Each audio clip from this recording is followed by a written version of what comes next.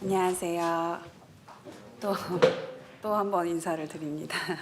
오늘 오랜만에 또 하늘뜻 여기를 하게 되었는데요.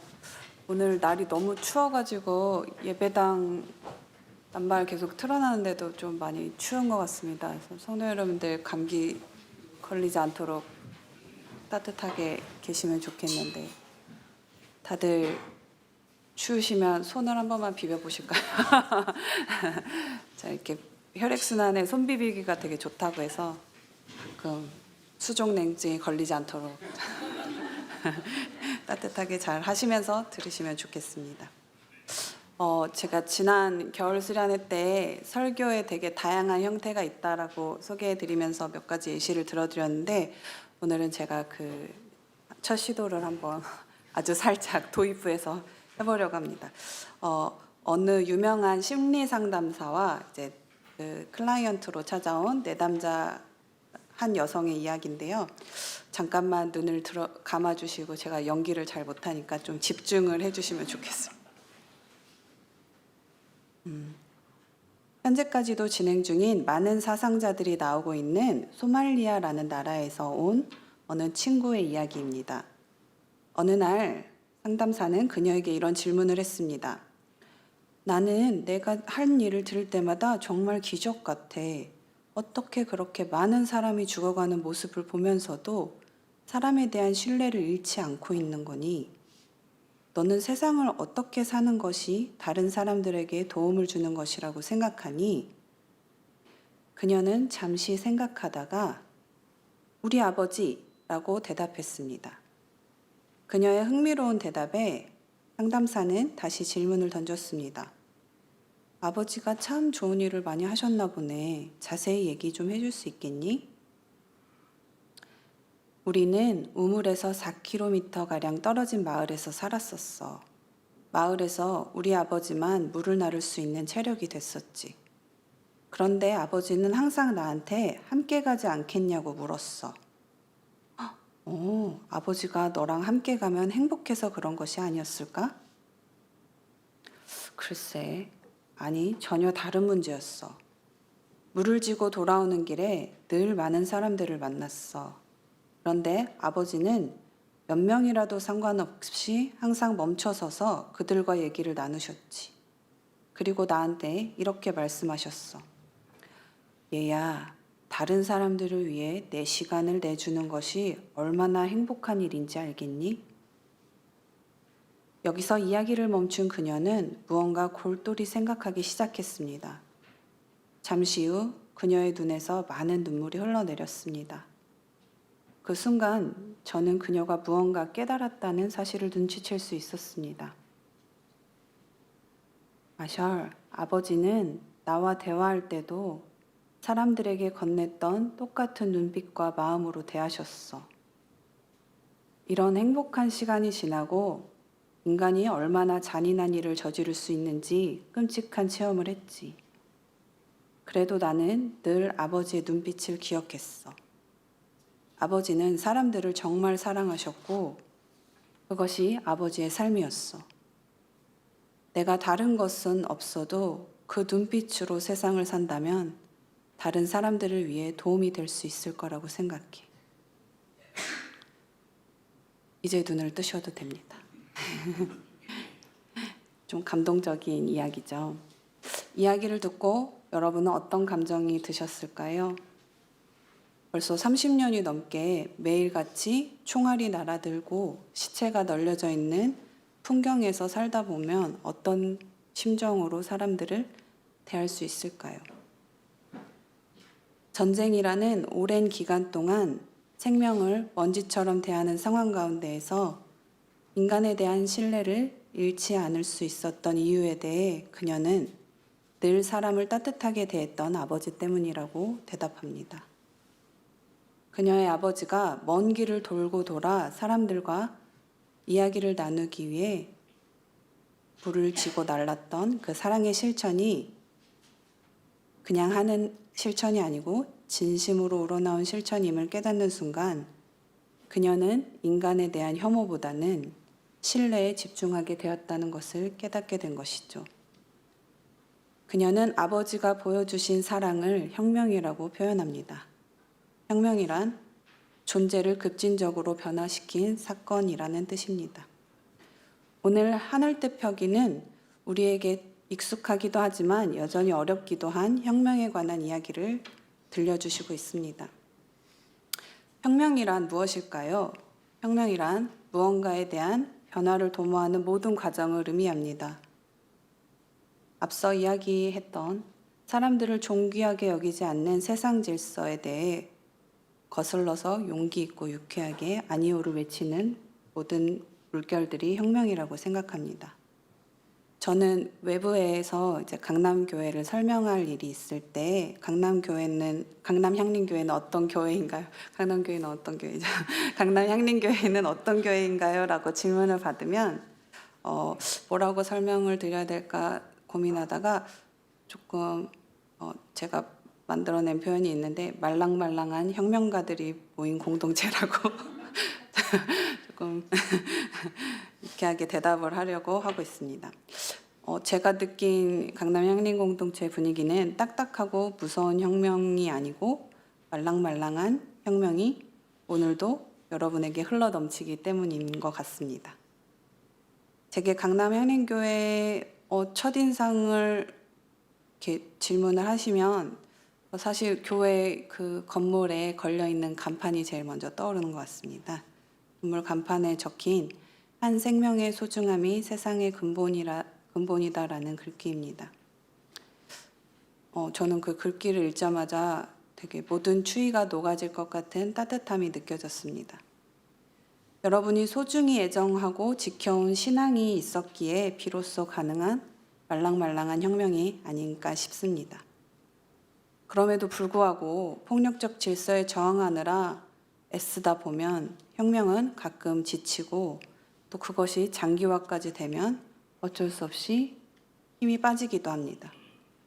오늘 우리에게 주시는 주님의 혁명은 당연히 해야 하는 무거운 혁명이 아니고 막막한 삶에 숨 틔워주고 싹 틔워주는 말랑말랑한 혁명을 제시하고 계십니다. 먼저 첫 번째 본문의 말씀을 읽어보도록 하겠습니다. 오늘 우리에게 주신 고린도전서의 말씀에서 혁명은 호련히 오는 것이라고 말하고 있습니다. 다 같이 한 목소리로 한번 읽어보실까요? 죽은 사람들의 부활도 이와 같습니다. 제가 다른 버전을 가져왔군요.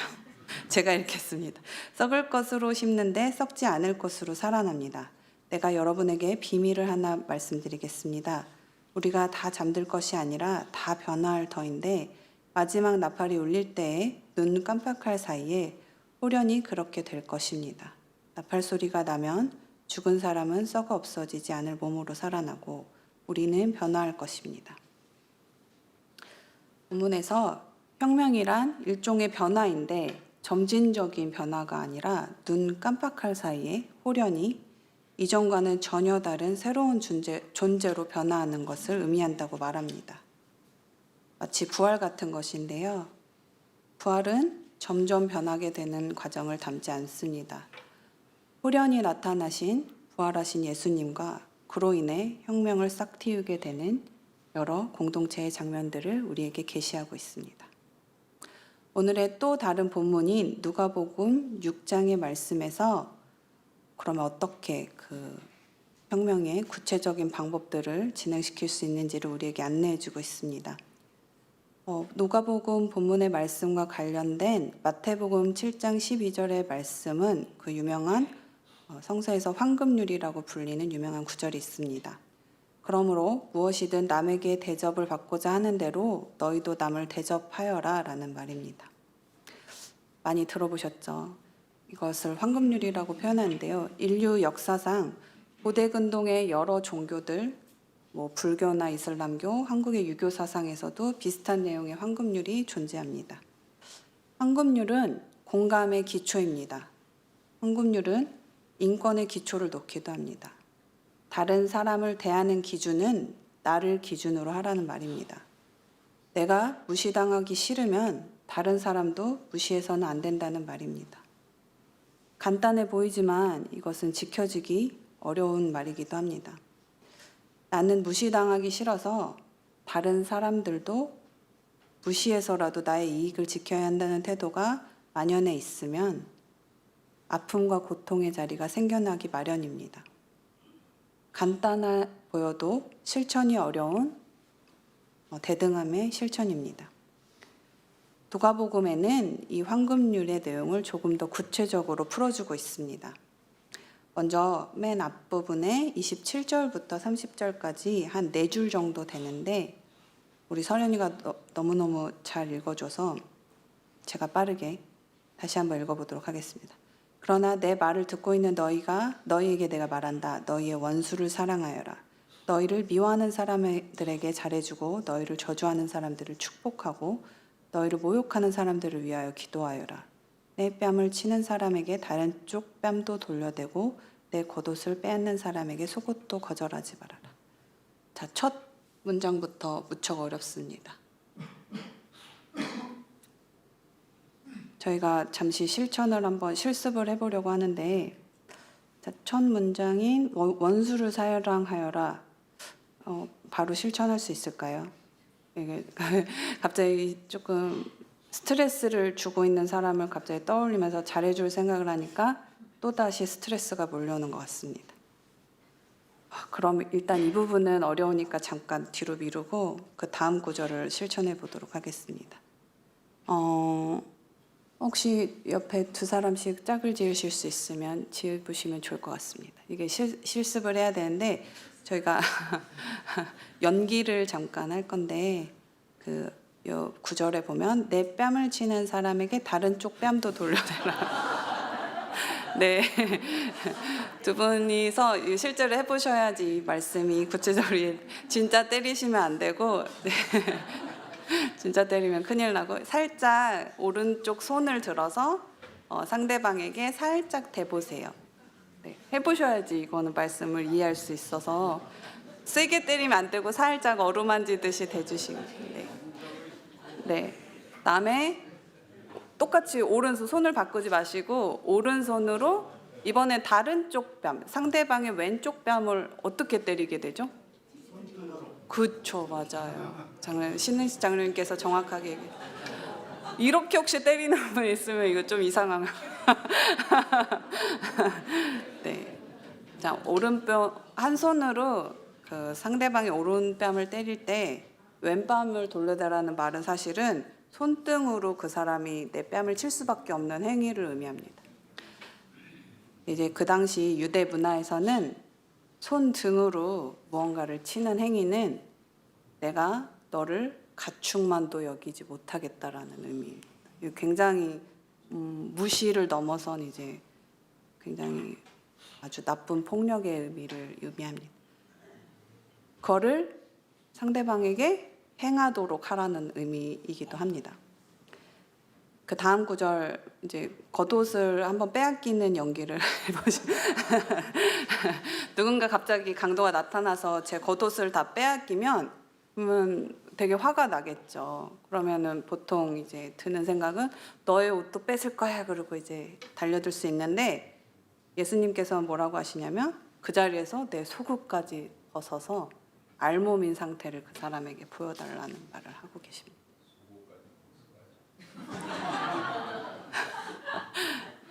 굉장히 어떻게 보면 당신이 하고 있는 이 행위가 어떤 행위인지를 똑바로 직시하시오라는 굉장히 혁명적인 메시지가 담겨 있는 것 같습니다. 예수님께서 저에게 놀라운 통찰력을 보여주고 계시죠.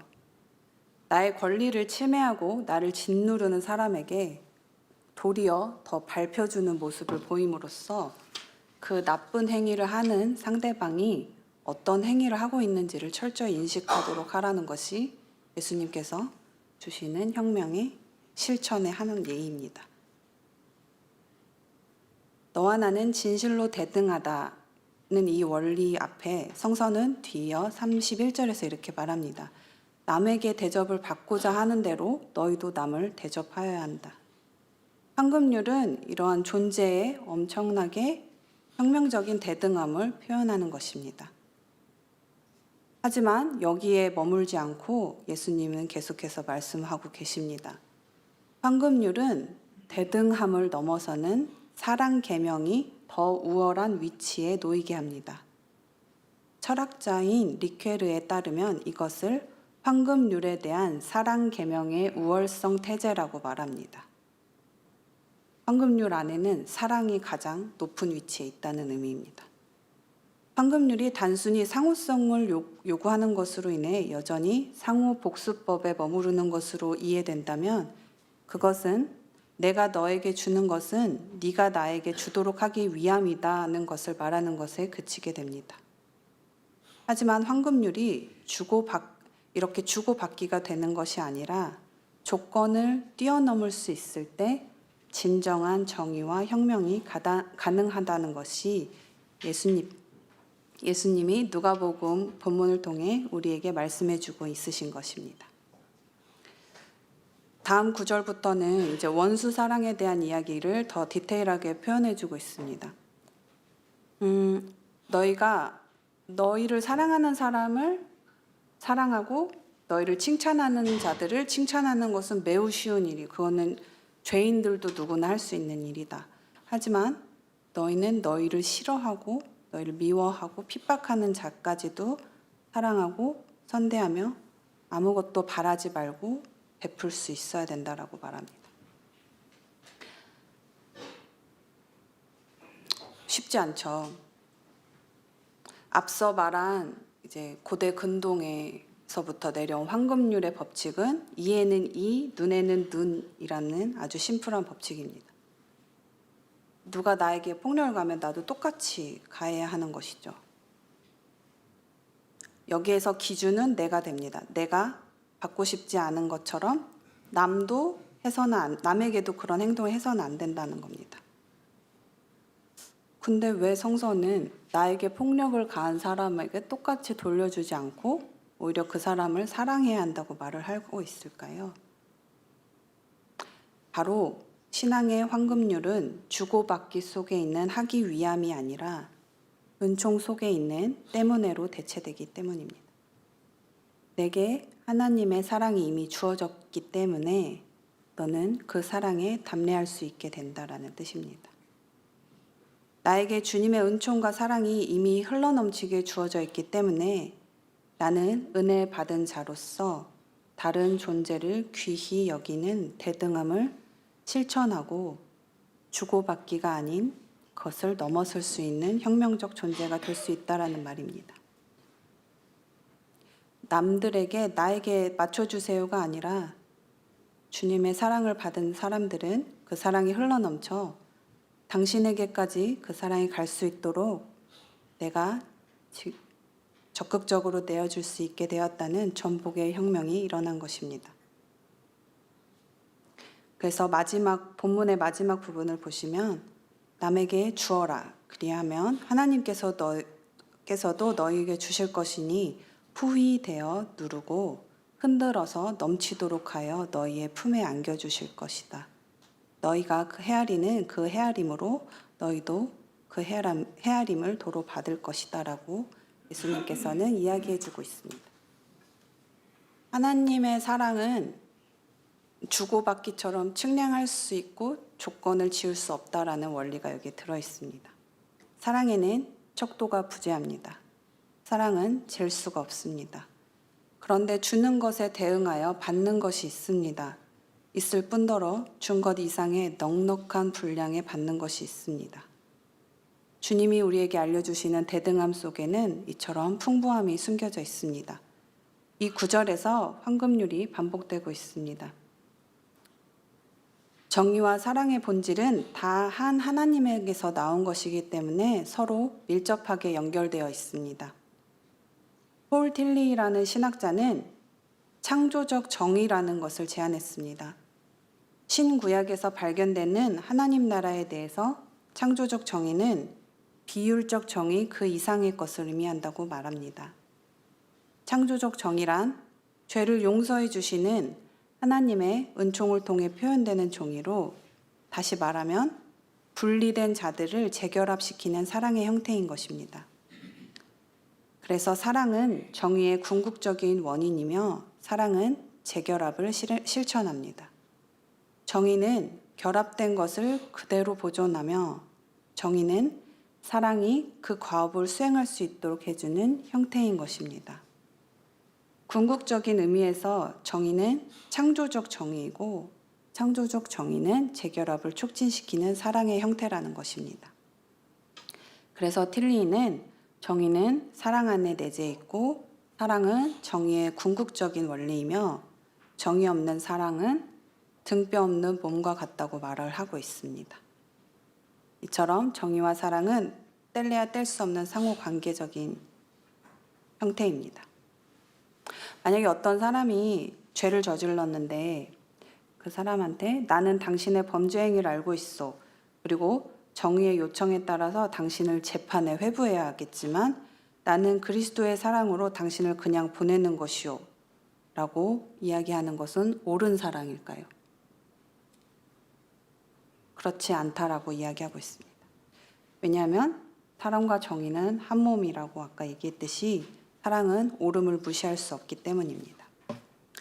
옳음 가운데 그것을 더 정의롭고 분열이 아닌 회복하는 데 온 힘을 모으는 것이 창조적 정의인 것입니다. 하지만 하나님의 무조건적인 사랑을 받았다고 해서 가해자를 무조건 사랑으로 용서해야 한다고 강요할 수는 없는 문제입니다. 하나님의 정의는 보편적인 법칙의 요구와 특수한 상황의 요구가 다 같이 수락될 때에만 달성 가능합니다. 정의는 일방적이고 이기적인 사랑을 강요할 수 없습니다. 주님이 주시는 어떤 생명이라도 함부로 대해서는 안 된다는 보편적인 사랑만이 정의를 지켜낼 수 있고 정의로 하여금 정의가 되게 하는 사랑은 그 정의로움에서 드러나기 때문입니다. 그래서 성서가 제시하는 황금률은 단순히 인과응보의 도덕이나 소박한 자기중심의 도덕이 아닙니다. 주님이 우리에게 선물로 주신 황금률은 정죄가 아니라 죄를 극복할 수 있도록 호련히 싹틔우게 만드는 혁명에 모두를 동참시키는 실천입니다. 동남아시아 뉴기니 섬에라는 지역 혹시 가보신 적 있을까요? 저도 생소한 지역인데 거기에 니그리토 원주민들이 살고 있답니다. 그 원주민 문화에 한 가지 특별한 문화가 있는데요. 그 공동체에 음식을 훔치거나 이웃집에 불을 지르는 나쁜 행위를 하는 어떤 사람이 있는 경우에 손해를 끼치는 행위를 저지르는 사람한테 그런 짓을 저지른 사람이 누구인지 알아볼 수 있도록 그 사람을 가운데에다 앉혀두고 공동체의 모든 식구들이 나와 그를 둘러싼다, 원 모양으로 에워싼다고 합니다. 그리고 그 사람은 앉아서 둘러싼 사람들을 보면서 동그랗게 둘러서서 있는 사람들이 몇 명인지 종이를 헤아렸다고 합니다. 근데 또 왔다 갔다 이제 사람들이 바쁘니까 왔다 갔다 하시겠죠. 어디 일도 보러. 그러면 인원이 바뀌니까 또 세고 또 세고 이런 약간 의식이 있다고 합니다. 그런데 이 의식을 마치고 나면 그들의 삶은 한층 더 풍성해졌다고 합니다. 왜 그런 것일까요? 이 의식의 목적은 죄를 저지른 한 사람 한 사람에게 함께 하는 삶의 아름다움을 깨닫게 하기 위함이었기 때문입니다.